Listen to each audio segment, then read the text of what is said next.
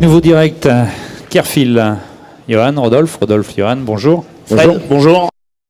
De ce salon, messieurs, question que je pose à tous mes intervenants. Alors je t'avais déjà dit l'année dernière que le salon était pas mal, mais là je crois que cette année on a encore franchi un cap. Énormément de monde, super salon, bonne ambiance, très très bon salon quoi. Excellente mouture. Ravi de la fréquentation sur ton stand et dans les allées que tu as pu constater? Oui, il y a eu beaucoup de fréquentation. Ça a démarré gentiment vendredi et puis ça n'a fait que monter en puissance, c'est vraiment sympa. D'accord. Donc là, hier tu es venu avec Yvon Housset. On a pu parler hier du Kerry, Chad. Oui, on a notre belle nouveauté leur souple avec Yvon, pour laquelle on est passé de voir hier. Voilà, création française faite par Yvon Housset. Tout à fait. Et puis aujourd'hui, c'est Kerfil qui le distribue. C'est Kerfil qui le distribue.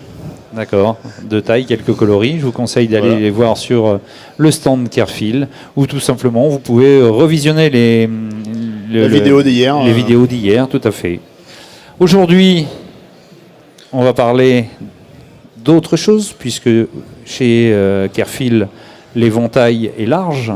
Tout à fait. Il n'y a pas qu'un leurre, il y a des moulinets, des cannes et des leurres, bien entendu, et autres, un catalogue assez épais. Donc, on commence à offrir une belle gamme pour le loisir. Voilà, on ne va pas parler de tout le catalogue en quelques minutes, bien entendu.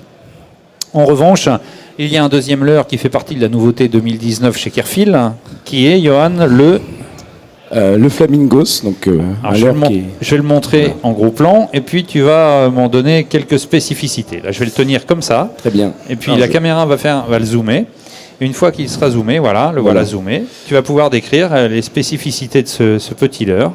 Alors en fait, le Flamingos, c'est un leurre qu'on a sorti maintenant depuis 2 ans, qui est connu sous différentes couleurs comme le orange, le rose, le bleu, des grammages qui varient entre 30 et 160-200 grammes. Et là, cette année, on a voulu sortir 2 nouveautés en coloris. Un coloris Ayu naturel comme celui-là. D'accord. Et un coloris Fire Tiger que je vais vous montrer après. En 7 et 15 grammes, c'est-à-dire pour pouvoir pêcher du bord, en eau de mer, en eau douce, du bateau aussi, en kayak. Enfin voilà, aller chercher d'autres types de pêche, toujours avec la technique Flamingos. Et quel type de poisson en particulier ? Alors l'avantage du Flamingo, c'est que c'est un leurre multi-espèces. C'est-à-dire qu'on va pas cibler des poissons précis, principalement des sparidés, mais on va chercher tout type de poissons. D'accord. Donc facile d'animation. Très facile. Simple d'animation, pardon. Très simple, justement. On l'emmène en fond, on le remonte un peu, on met un morceau d'appât dessus. Et puis après, il s'agit de rester stable, d'animer un peu, et il attire... tout simplement le poisson. T'as dit un truc en plus, on met un bout d'appât dessus. Alors moi je conseille, et c'est vrai qu'il faut le faire, mettre un bout d'appât, c'est vrai qu'on a beaucoup plus de réussite avec. D'accord, mais c'est intéressant, puisque au départ on parle d'un leurre, je montre un leurre et on voit qu'on peut greffer un bout d'appât dessus. Je vais mettre en direct au cas où il y ait des questions, bien entendu. Fait. Alors moi ce que je conseille c'est de mettre une tentacule de calamar par exemple, parce qu'on a quelque chose qui va beaucoup bouger, quelque chose qui va aussi dégager de l'odeur, et ça s'associe très bien avec le Flamingos. Donc c'est quelque chose que moi je mets en tout cas quand je l'utilise. L'astuce du pêcheur tout simplement, mais c'est important. Hier je demandais à Yvon comment on l'animait. Bon, Yvon avait des difficultés à parler, toi il va falloir sûrement te calmer parce que toi tu es parti, tu avais la voix à la gorge, mais non arrête surtout pas, je plaisante. Mais du coup effectivement de mettre un peu d'appât sur ce type de leurre est loin d'être inintéressant, puisque c'est ce qui lui fait aussi prendre du poisson, bien entendu, dans les moments difficiles. Je pense qu'il doit y avoir des effluents qui sont envoyés. Il y a les effluents et il y a le fait qu'on s'adresse aussi à des poissons qui ne sont pas des poissons qui engament franchement, comme le bar ou le lieu, qui ont une capacité d'aspiration et qui engament leur proie. Ils l'aspirent littéralement. Ici, on va s'adresser à des poissons qui ont un comportement plus de grignotage. Ils viennent attaquer pour incapaciter leur proie. Une fois que leur proie ne peut plus nager, ils la mangent tranquillement sur le fond. Et si on présente juste un leurre, un morceau de caoutchouc traditionnel, basique, qu'est-ce qui va se passer ? Ils vont y aller une fois, ils vont y revenir une deuxième fois, et puis ça va être fini. Alors que si on équipe le Flamingos d'un petit morceau d'appât, l'appétence de l'appât naturel va faire qu'ils vont y revenir jusqu'à ce qu'ils se piquent. D'accord. Quand tu dis croquer, ça me fait penser à des sparidés quand tu me dis croquer. Exactement, c'était un des principaux poissons qu'on cherchait au départ avec le Flamingos. Et puis la deuxième poisson qui croque, pour moi c'est la vieille. Mais, ça mais des fois ça croque dur et tu la fais jamais. Ça se passe pas toujours bien. Donc on a fait un petit rappel du Kerry's. Chad, le Carichad.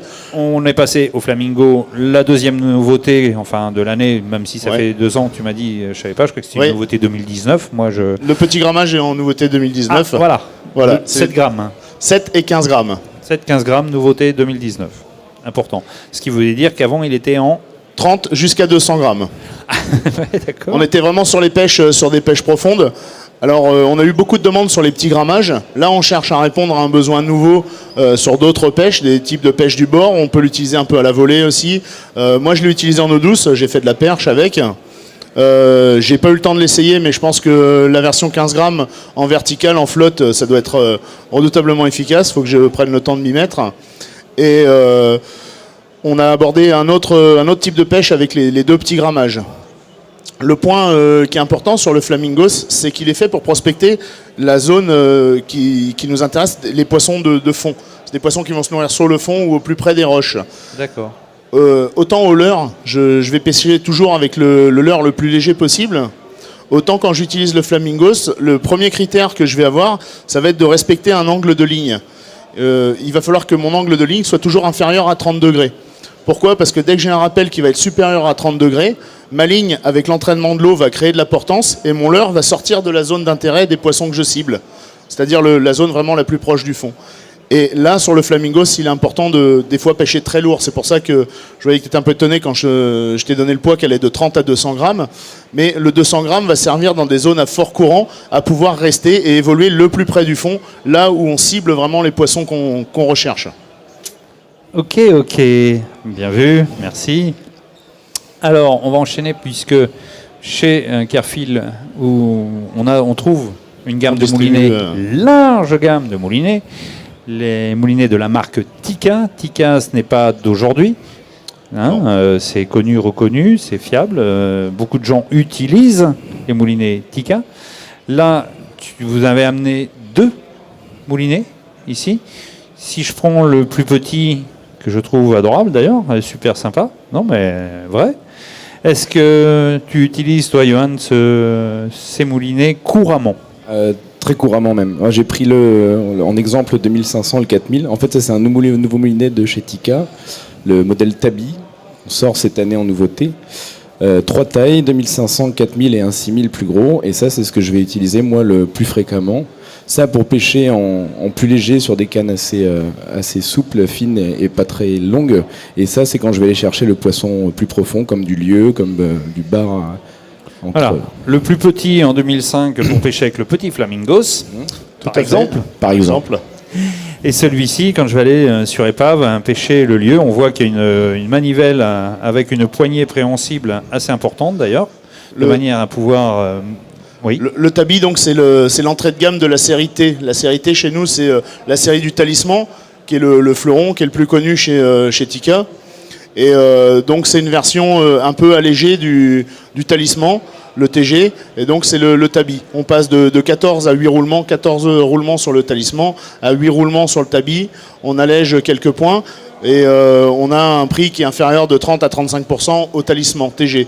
On conserve le bâti, on conserve la grosse puissance de frein, la même récupération.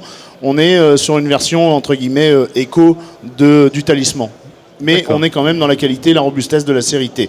Tout en gardant une force de freinage assez élevée pour ce modèle. Un anti-retour assez marrant là derrière, type, je sais pas... petit bouton levier de vitesse, ça fait bizarre, non? Ou petit interrupteur comme on avait. Oui, ou interrupteur, complètement. Type Tikka, voilà, tout petit en voile, anti-retour. Vraiment, on ne peut pas le louper. Si justement on le loupe, c'est qu'il y a un problème. Et un très beau bâti, très très beau, belle finition, donc finition mer. Finition mer, bien évidemment. Voilà. Ils sont marinisés. Marinisés, il y a plein de petits systèmes d'étanchéité. On retrouve tous les codes du Talisman TG avec uniquement 8 roulements et une mécanique un petit peu allégée. Une question, 2 bobines sont fournies ou Non, une seule bobine aujourd'hui. Voilà, ça se fait de plus en plus comme ça. Maintenant, les moulinets, de plus en plus, une bobine et on achète si besoin une seconde bobine. Voilà, parce exactement. Que très souvent, il en reste dans les boîtes et elles ne servent jamais à rien. C'est ça. Et puis là, on est quand même sur des produits assez précis où on a un frein carbone qui se répartit sur les 2 côtés de la bobine, c'est-à-dire sur le haut et le bas. Et donc on a des bobines qui sont assez travaillées et qui ont un coût qui n'est pas négligeable. Donc on augmenterait tout de suite le coût du moulinet en fournissant 2 bobines de très bonne qualité comme ça. Puisqu'on parle moulinet et que souvent sur les moulinets, on parle de frein. Le frein, il est comment ? Il est progressif, il est brutal, il est... Le fait que les disques de frein soient répartis entre le haut et le bas de la bobine, je ne sais pas si on peut le montrer. Vas-y, tu peux. Il va être progressif et puissant en même temps. Là, pour exemple concret, celui-là, on est à 5 kg de frein. Celui-ci, on est déjà à 10 kg de frein.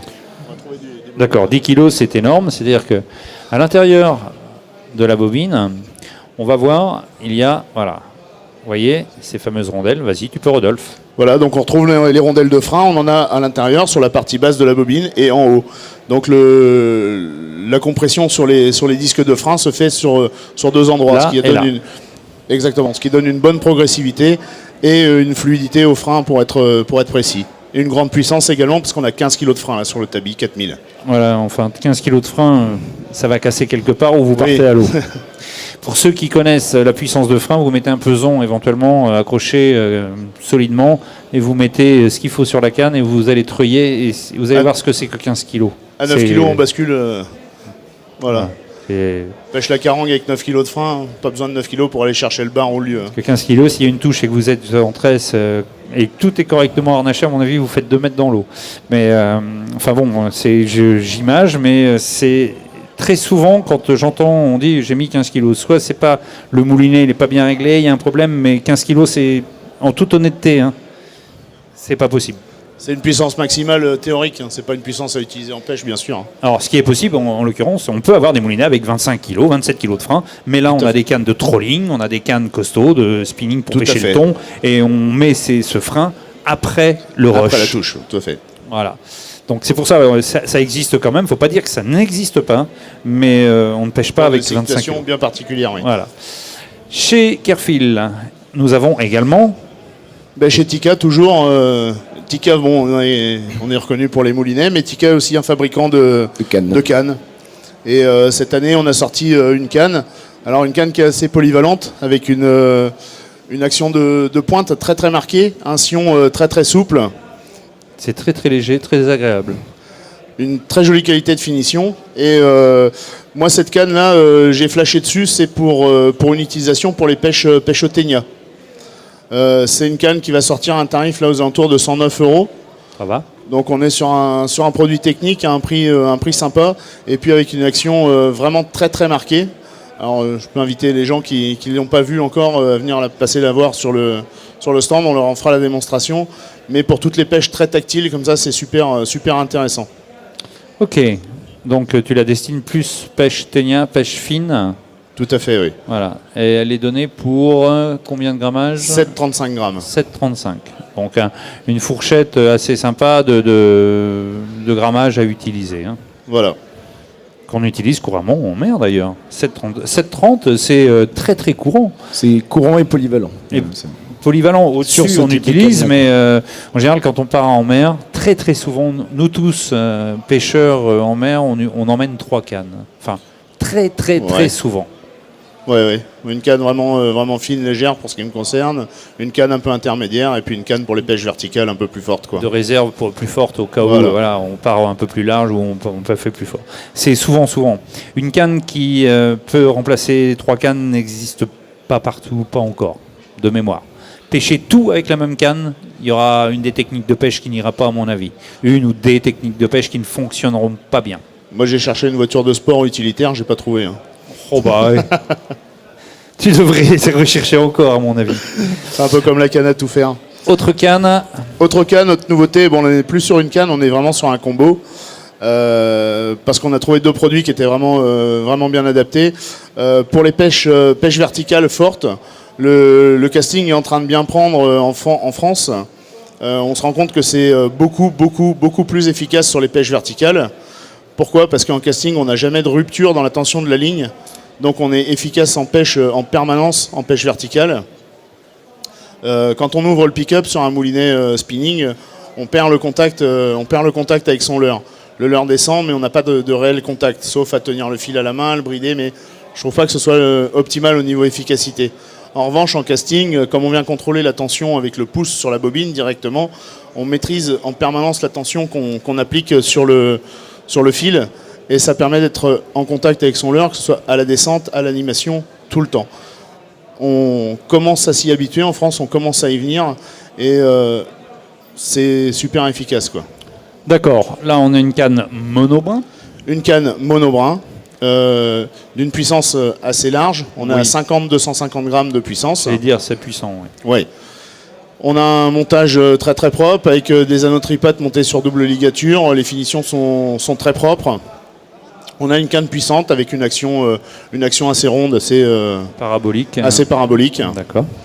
Et puis un moulinet avec. Oui, je vois le moulinet. C'est le moulinet que vous conseillez de mettre, d'associer à cette canne. On la propose même chez les détaillants directement en combo.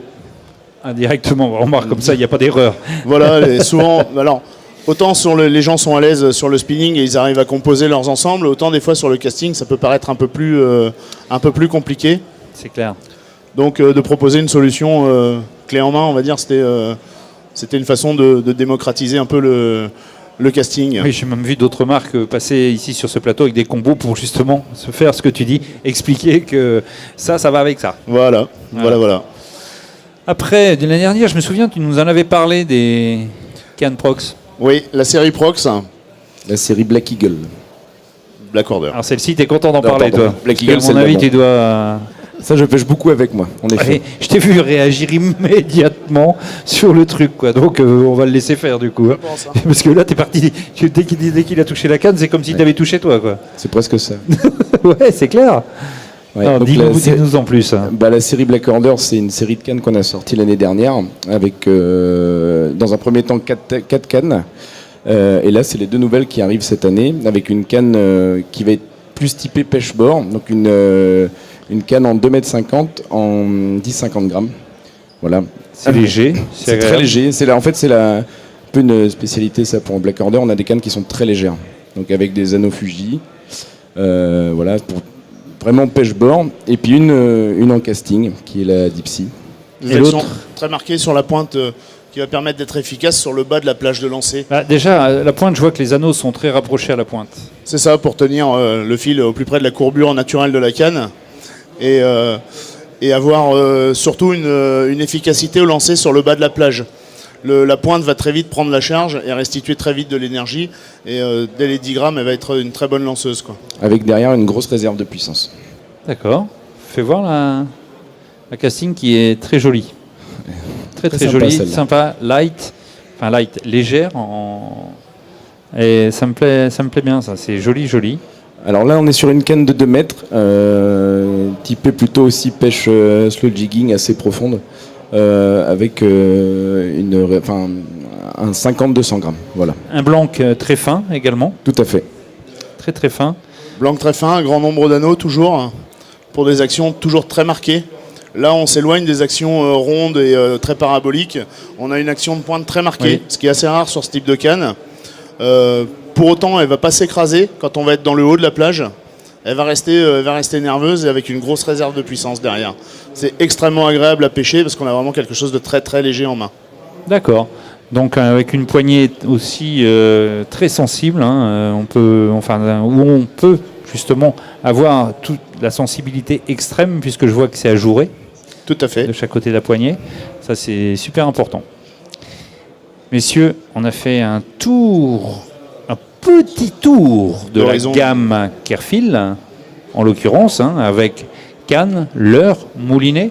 On rappelle le Kerryshad présenté hier par Yvon.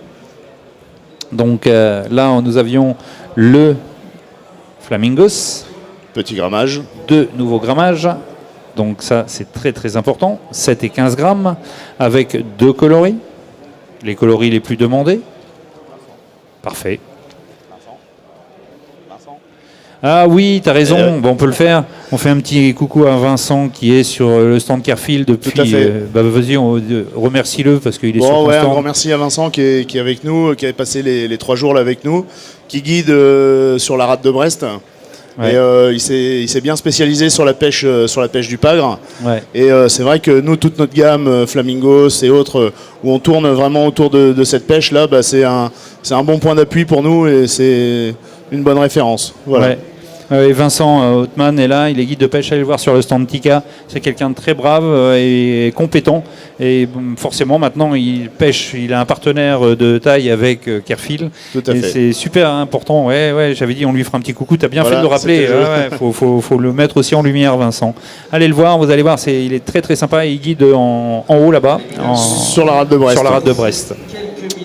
Super, merci les gars. Fred. Merci. Bonne fin de salon à vous et à bientôt. À bientôt. Prochain direct, tout à l'heure, ici même. Allez, à tout de suite.